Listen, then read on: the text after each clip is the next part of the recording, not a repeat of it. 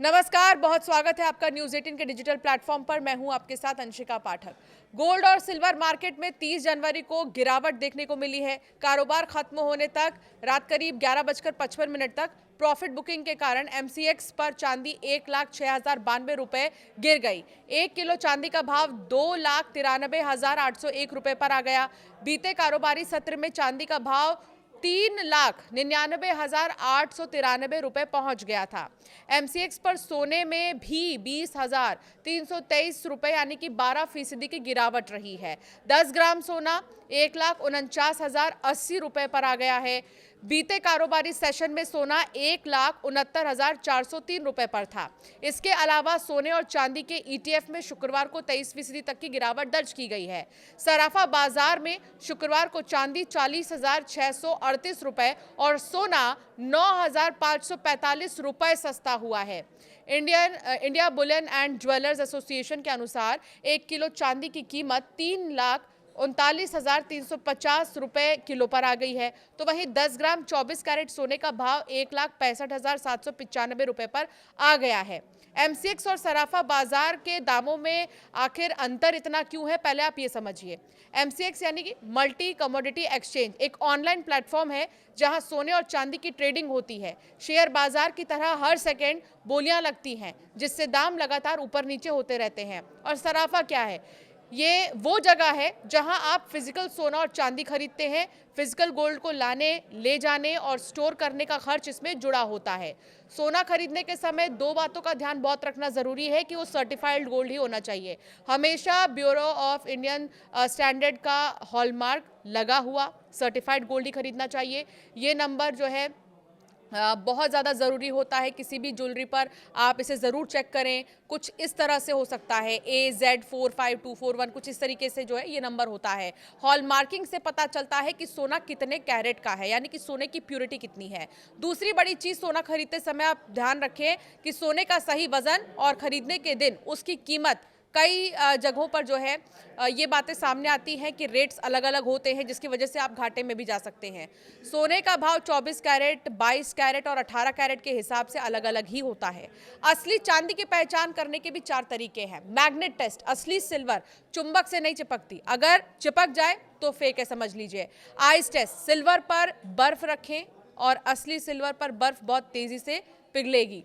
Smell taste भी है, चांदी को टेस्ट करने का तरीका उसके स्मेल से भी आप कर सकते हैं। असली सिल्वर में गंध नहीं होती, फेक में कॉपर जैसी गंध आ सकती है। क्लॉथ टेस्ट से भी आप चांदी को पहचान सकते हैं। चांदी को सफ़ेद कपड़े से रगड़े, अगर काला निशान आए तो ये असली है, समझ लीजिए। अब 5 बड़ी वजह भी समझिए कि आखिर क्यों इतनी तेजी से इनके भाव बढ़े हैं।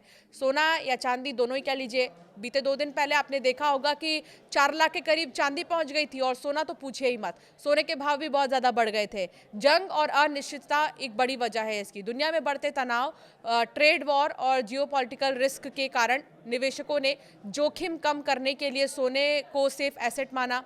और financial services firm JP Morgan के मुताबिक अनिश्चितता ही कीमतों का सबसे बड़ा ड्राइवर रही है। कमज़ोर डॉलर, ये भी एक बड़ी वजह है। अमेरिकी फेडरल रिजर्व द्वारा ब्याज दरें घटाने से डॉलर कमज़ोर हुआ। चूंकि सोना चांदी डॉलर में ट्रेड होते हैं, इसीलिए डॉलर गिरते ही इनकी कीमतें उछल गई हैं। केंद्रीय बैंकों की खरीदारी, एक बड़ी वजह यह भी है। दिसंबर 2025 तक दुनिया भर के केंद्रीय बैंकों के पास अब कुल 32,140 टन सोना था। वर्ल्ड गोल्ड काउंसिल के अनुसार 2022 में केंद्रीय बैंकों ने 1,082 टन सोना खरीदा, 2023 में 1,037 टन और 2024 में रिकॉर्ड 1,180 टन सोना खरीदा। साल 2025 में भी सेंट्रल बैंक की खरीदारी 1,000 टन के पार होने की उम्मीद है। चांदी की इंडस्ट्रियल डिमांड भी बढ़ी है। चांदी का 50% से ज़्यादा इस्तेमाल सोलर पैनल, ईवी बैटरी और चिप्स बनाने में होता है। डिमांड बढ़ने की वजह से चांदी ने सोने से भी ज़्यादा रिटर्न दिया है। सप्लाई में कमी, माइनिंग से सोने चांदी की सप्लाई सीमित रही है, जबकि मांग बढ़ती गई। सप्लाई की इस कमी से सोने और चांदी के दामों में उछाल आया है। फाइनेंशियल एक्सपर्ट्स के मुताबिक 1 फरवरी 2026 के बजट से पहले एक साथ बड़ी खरीदारी करने से बचना ही सही रणनीति है। इसकी जगह किश्तों में निवेश का तरीका अपनाना चाहिए, ताकि कीमतों में होने वाले भारी उतार चढ़ाव के जोखिम को कम किया जा सके। 1 फरवरी को पेश होने वाले बजट के बाद सोना और चांदी खरीदना सस्ता हो सकता सकता है। सरकार इस पर लगने वाले कस्टम ड्यूटी को 6% से घटाकर 4% कर सकती है। अगर ऐसा होता है तो सोना प्रति 10 ग्राम करीब 3,000 और चांदी 6,000 रुपए सस्ती हो सकती है। 2025 में सोना 75% और चांदी 167% बढ़ी है। अभी यानी कि जनवरी 2026 में 10 ग्राम 24 कैरेट सोना 1.5 लाख और 1 किलो चांदी 3,50,000 रुपए में मिल रही है। बजट में सोना और चांदी पर ड्यूटी क्यों घटा सकती है सरकार? अब आप इसे समझिए। सरकार सोने की स्मगलिंग रोकने के लिए ड्यूटी घटा सकती है। फिलहाल 6% इंपोर्ट ड्यूटी और 3% जीएसटी को मिलाकर कुल 9% टैक्स बैठता है।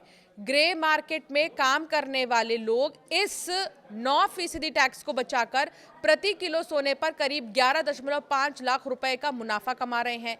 सरकार टैक्स और कम करती है तो अंतर्राष्ट्रीय और घरेलू कीमतों का अंतर कम होगा और तस्करी कम होगी। सरकार ने जुलाई 2024 के बजट में सोने पर इंपोर्ट ड्यूटी को 15% से घटाकर 6% कर दिया था। इससे डिमांड करीब 10% बढ़ गई थी। ड्यूटी कम होने से मैन्युफैक्चरिंग कॉस्ट घटेगी और भारतीय ज्वेलरी एक्सपोर्ट को ग्लोबल मार्केट में मुकाबला करने में मदद मिलेगी। ईवी और सोलर पैनल मैन्युफैक्चरिंग में चांदी का ज्यादा इस्तेमाल होता है। ड्यूटी कम होने से मैन्युफैक्चरिंग बढ़ेगी जो ग्रीन एनर्जी ट्रांजिशन में मदद करेगा। आपकी राय क्या है? सोने और चांदी की कीमतों के लगातार बढ़ रहे भाव और घट रहे भावों को लेकर हमें जरूर कॉमेंट कर बताएं।